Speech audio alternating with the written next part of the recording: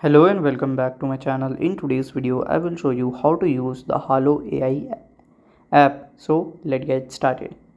So to use that you have to follow these easy steps. So you will just open the HAYO AI.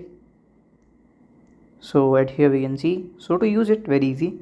If you want for example if you want a type of store design, okay, so you can just type it here, interior store design. You can just choose your minimalist style like this. You can click on draw, and then here it will ask you for the login info. Just click on here at login, select the account, do the login.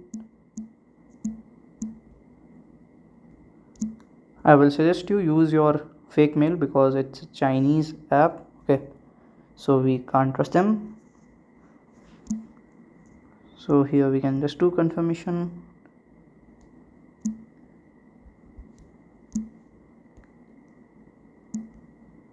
So from here you can just use it. So by this way you can do it. And if you find this video helpful, make sure you like, subscribe and share the video. Thank you for watching.